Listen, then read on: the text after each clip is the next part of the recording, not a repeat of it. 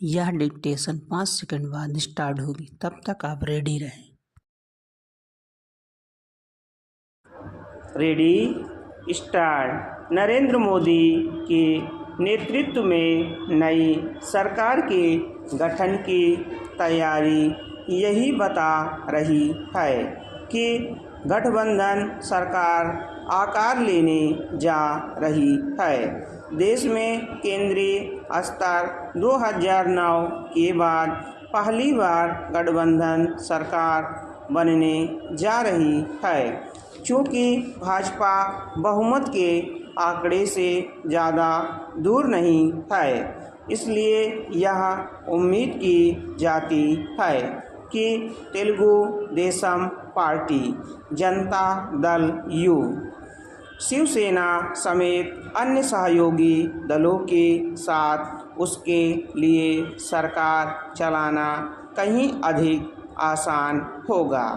इसके बाद भी इतना तो है ही कि प्रधानमंत्री मोदी पहली बार गठबंधन सरकार का संचालन करेंगे।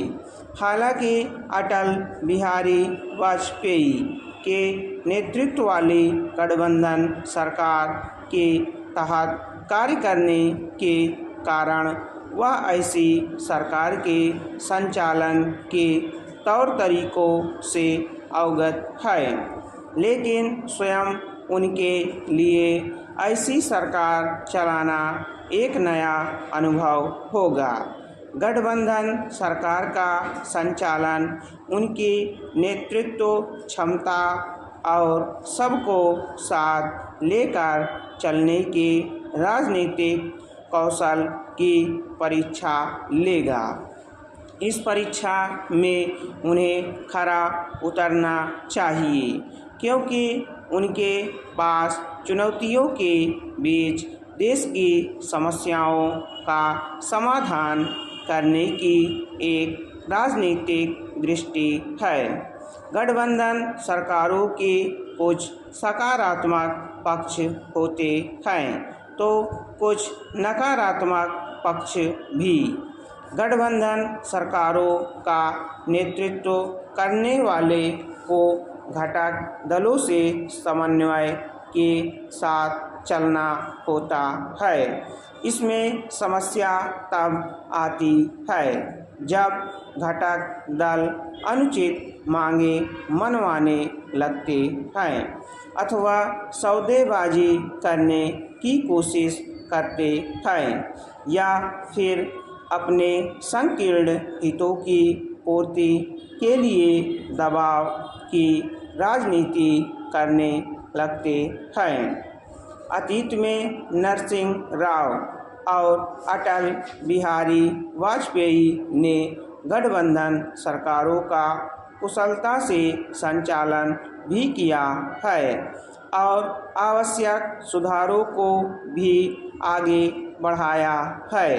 मनमोहन सिंह ने भी 10 वर्ष तक गठबंधन सरकार का संचालन किया है, लेकिन इसके अनदेखी नहीं की जा सकती कि उन्हें किस तरह कई बार सहयोगी दलों के अनुचित दबाव में झुकना पड़ा। इसी के चलते एक बार उन्हें यह कहना पड़ा था कि गठबंधन सरकार की अपनी कुछ मजबूरियां होती हैं। भाजपा और उसके नेतृत्व वाले राष्ट्रीय जनतांत्रिक गठबंधन के साथ साथ समाज और देश के हित में यही है कि नई गठबंधन सरकार को सहयोगी दलों के अनुचित राजनीतिक दबाव का सामना न करना पड़े। वैसे तो राजग के प्रमुख घटक दल यू और तेलुगु देशम पार्टी पहले भी मोदी सरकार के साथ रह चुकी है, लेकिन तब भाजपा के पास पूर्ण बहुमत था।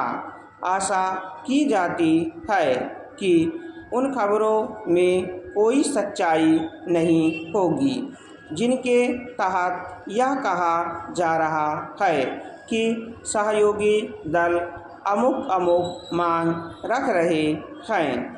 निस्संदेह यह समझ आता है कि घटक दल अपने राज्य के राजनीतिक एवं आर्थिक हितों की चिंता करें, लेकिन ऐसा करते समय उन्हें राष्ट्रीय हितों को ओझल नहीं करना चाहिए।